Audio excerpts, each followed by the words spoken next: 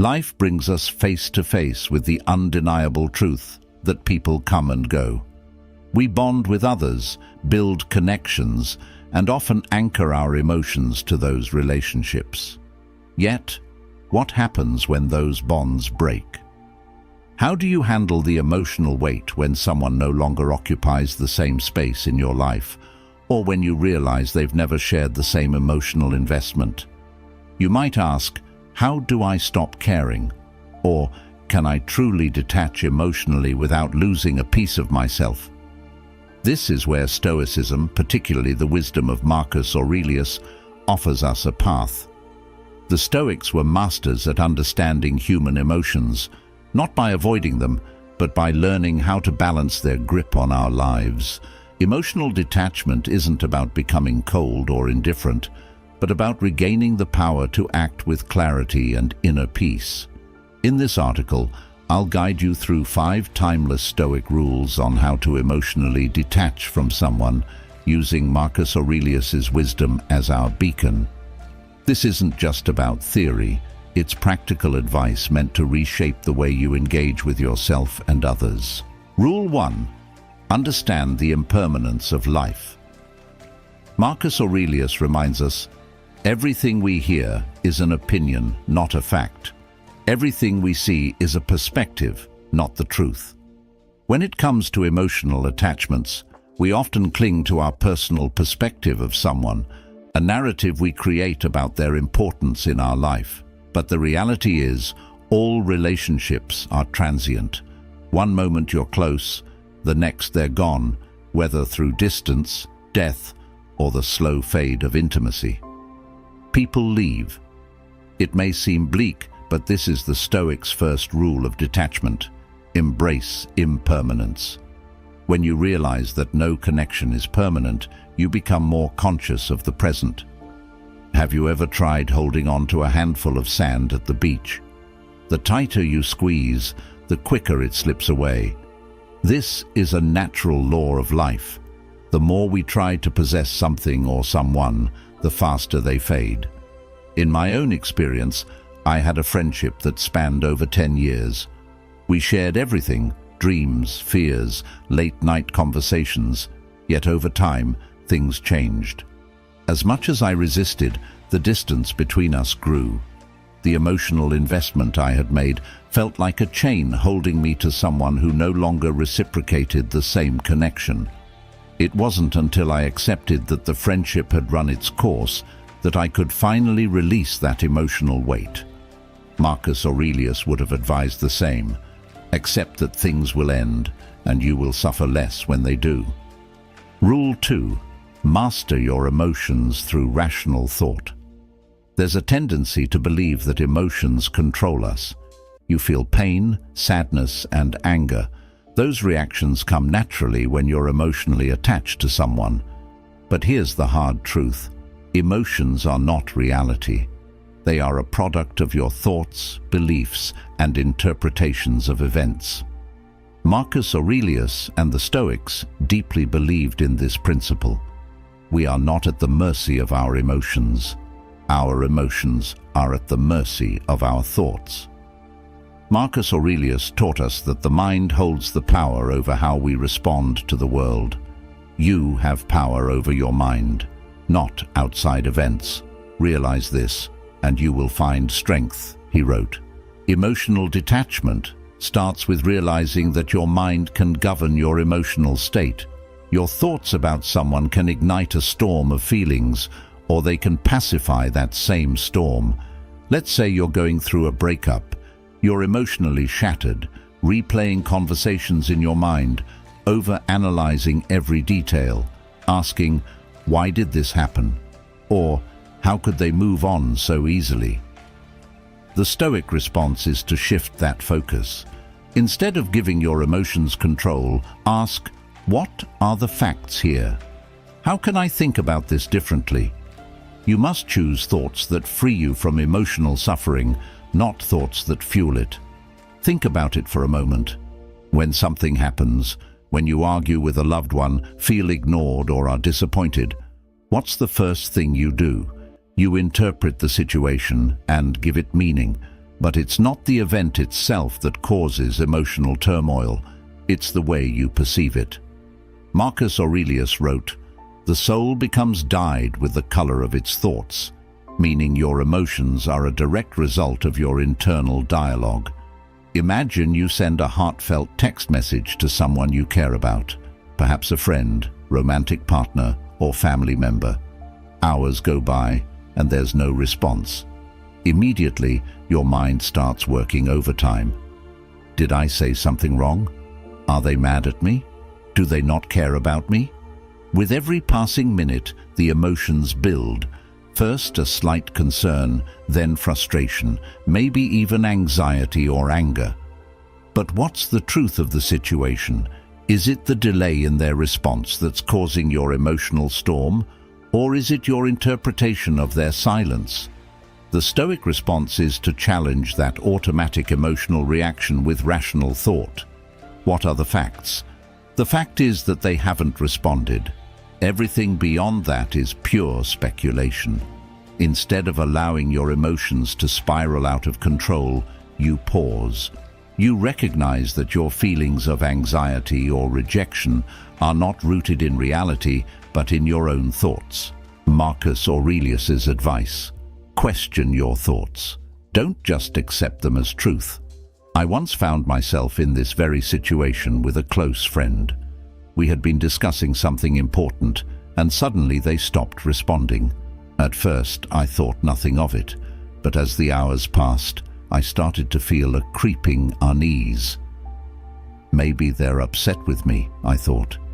Maybe I said something wrong. By the time the night ended, I had convinced myself that the friendship was on the brink of collapse. My emotions were everywhere: worry, guilt, frustration. But when I stopped to examine what was actually happening, I realized something crucial. Nothing had happened. My friend had simply gotten busy. When I reached out calmly the next day, they responded without issue, completely unaware of the emotional storm I had put myself through. In a rare moment of clarity, I remembered Marcus Aurelius's words: "Focus on what's within your control, your thoughts, your actions, not the outcome or the person's feelings. By redirecting your mind, you will learn to release the emotional turmoil." If you're still watching, please like and comment below with a sign that you've noticed in your own relationships. Your insights might help others recognize similar patterns and foster healthier connections. Rule 3. Practice negative visualization. At first glance, negative visualization might seem like a strange or even counterproductive practice. Why would anyone want to deliberately imagine losing something or someone they care about? Doesn't that just add unnecessary stress? The truth is, this Stoic exercise, championed by Marcus Aurelius, is one of the most powerful tools to help you emotionally detach, not by hardening your heart, but by preparing your mind for life's inevitable losses. The idea is simple but profound. By imagining the worst-case scenario in advance, you lessen its emotional impact when or if it actually happens. This doesn't mean you become fatalistic or pessimistic. It means you're training yourself to accept reality as it is, rather than how you wish it would be. Marcus Aurelius wrote, "Do not disturb yourself by imagining the whole of your life's troubles at once. Rather, as each arises, meet it with calmness and self-control." In essence, negative visualization builds resilience. Imagine a person you're deeply attached to, a partner, a friend, a family member. Now, visualize your life without them. Picture them no longer in your day-to-day life. How does that feel? Uncomfortable? Painful? That's exactly the point. The Stoics believed that by facing the emotional discomfort of loss in your mind, you reduce its power to devastate you in reality. I remember practicing this during a time when my best friend was considering moving overseas. We had been inseparable for years, and the thought of them being on the other side of the world filled me with dread. But rather than suppress that fear, I embraced it. Every day I'd imagine what life would be like without their presence. I pictured myself going about my routines, hanging out with other friends, and finding joy in new things. By the time they actually moved, I wasn't blindsided by grief or loneliness. The loss still stung, but I had already mentally rehearsed it, and that made all the difference. Another aspect of negative visualization is recognizing that loss is a natural part of life. Everything you cherish will one day be gone, either through separation, change, or death. This isn't meant to be a morbid thought, but a liberating one. When you stop expecting permanence, you stop feeling entitled to it. And when you stop feeling entitled to something, the fear of losing it diminishes. Take relationships, for example. Most of us, when we enter a relationship, assume it will last forever. We don't plan for things to end. But the truth is, nothing is guaranteed. Rather than clinging to the false hope of permanence, the Stoic approach is to appreciate what you have while you have it, knowing that it will eventually change. This shift in perspective can be incredibly freeing. I once had a relationship where I was constantly anxious about it ending. The thought of losing that person consumed me. But when I started practicing negative visualization, I stopped obsessing over trying to control the outcome. I imagined life after the relationship, and although it was painful to consider, it reminded me to be grateful for the present moment. When the relationship did eventually end, I found myself more prepared than I ever thought I'd be. The real gift of negative visualization is that it strengthens your inner resilience. By repeatedly imagining worst-case scenarios, you develop an inner stability that can't be easily shaken by life's changes. You learn that no matter what happens, you will be okay. And that's the ultimate form of emotional detachment, not from life, but from the illusion that you need things to stay the same in order to be happy. Rule 4. Focus on what you can control. One of the core teachings of Stoicism, and one of the most empowering realizations you can embrace, is that there are things within your control and there are things outside of your control. When it comes to emotionally detaching from someone, this distinction becomes absolutely crucial. Why? Because so much of the pain we feel in relationships stems from our desire to control things that we simply can't. Marcus Aurelius, in his Meditations, repeatedly emphasizes the need to focus only on what is within our control, our thoughts, actions, and responses. Everything else, other people's behavior, the outcomes of situations, the passing of time, is outside of our control. The more you try to control what's outside your influence, the more you will suffer. Emotional detachment, then, is not about coldly distancing yourself from others, but rather about letting go of your attachment to outcomes you cannot dictate. When you're deeply attached to someone, whether it's a romantic partner, friend, or family member, it's natural to want to influence how they feel about you. You want them to care about you in the same way you care about them. But the harsh truth is that you can't control their emotions. You can't make someone love you, appreciate you, or treat you the way you deserve. The only thing you can control is how you respond to their actions. Take a moment to reflect on a time when you tried to influence someone's feelings or behavior. Maybe you bent over backward to win someone's affection, or you exhausted yourself trying to prove your worth to a friend who never seemed to truly value you. How did that feel? Likely, it left you feeling frustrated, anxious, and powerless because you were chasing something beyond your control.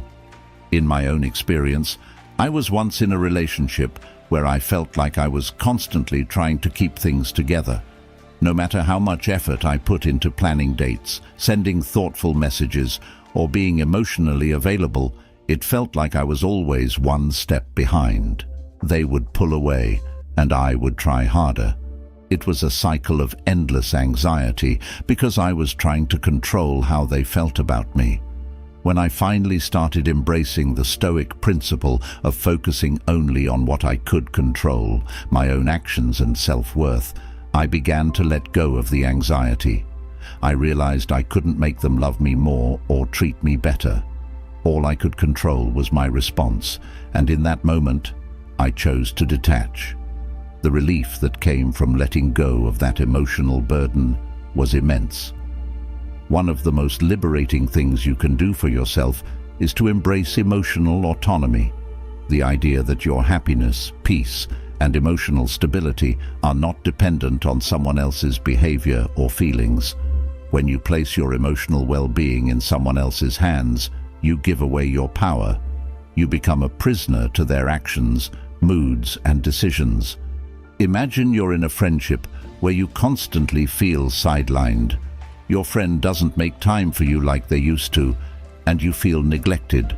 Naturally, this hurts, and you might find yourself ruminating on what you did wrong or why they've pulled away. But here's the key: their behavior is outside your control. The only thing within your power is how you choose to respond. Do you want to spend your energy chasing after someone who doesn't value you, or focus on nurturing the relationships and activities that bring you joy and fulfillment? When you shift your attention to what you can control, your own emotional state, you begin to reclaim your power. You no longer wait for someone else's validation or attention to feel whole. Instead, you create your own emotional equilibrium, independent of external circumstances.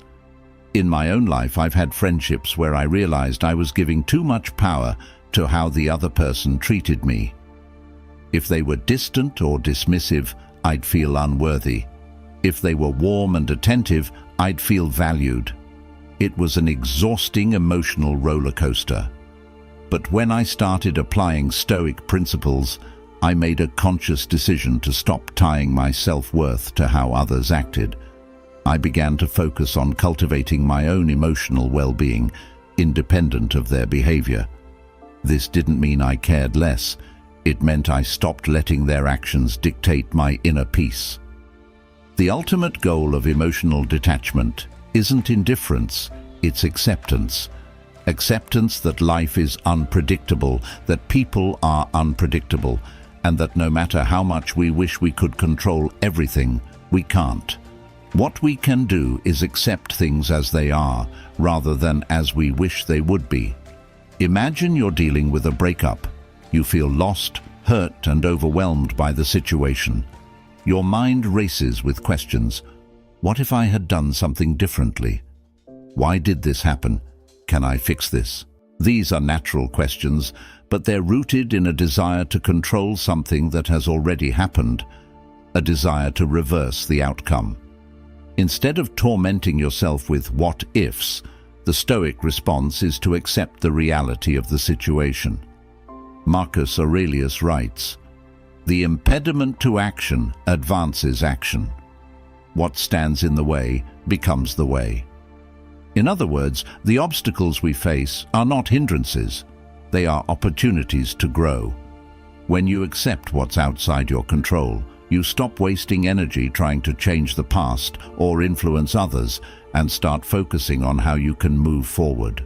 In one of the toughest times of my life, I experienced the sudden and painful loss of a relationship I thought was solid.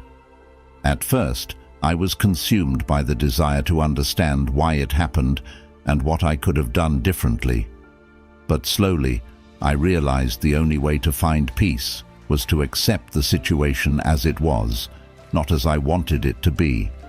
I couldn't change the past, and I couldn't control how the other person felt. What I could control was how I reacted to that loss. Instead of clinging to what was gone, I embraced the present reality and found strength in acceptance. Rule 5. Reflect on the bigger picture. When you're deeply entangled in the emotions of a relationship or difficult situation, it's easy to lose perspective. Stoic philosophy, especially through the teachings of Marcus Aurelius, encourages us to take a step back and reflect on the grander scheme of things. Aurelius often emphasized that our troubles, fears, and desires are mere fleeting moments in the vastness of time.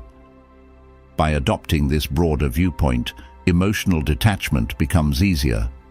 Ask yourself important questions like, will this pain matter in 5 years? Or, does this person truly define my entire existence? Shifting your focus from immediate emotional turmoil to a higher level of reflection helps you realize that much of your distress is tied to temporary circumstances. Stoicism reminds us that no single person or event should wield such power over our emotional well-being. When you're overly attached to someone, it's easy to make them the center of your universe. Your happiness and self-worth can become entangled with their presence or absence in your life.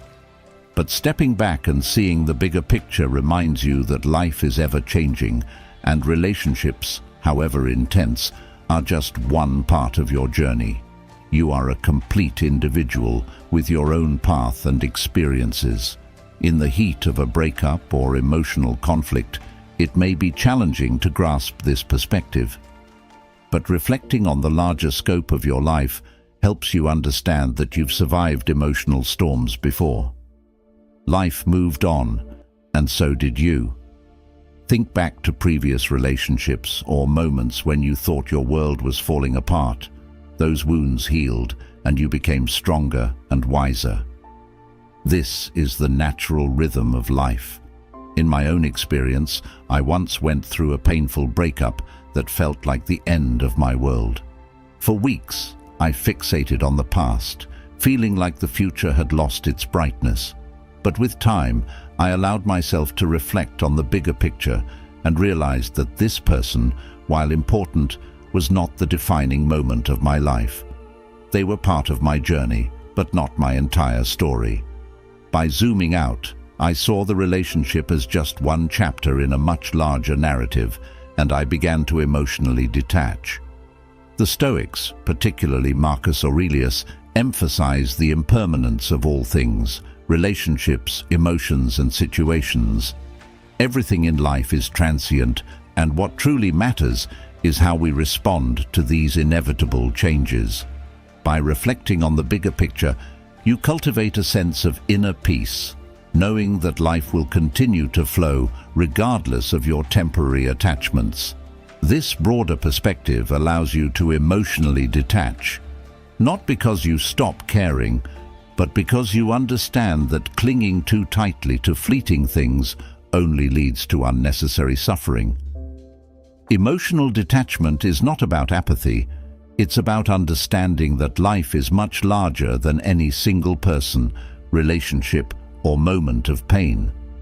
By seeing your life as a vast, interconnected web of experiences, you free yourself from the tunnel vision that emotional attachment can create. Ultimately, emotional detachment is not about shutting down your emotions or closing yourself off from the world. It's about building resilience and gaining control over how you respond to life's inevitable changes. The Stoic path offers not a quick fix, but a way to inner peace.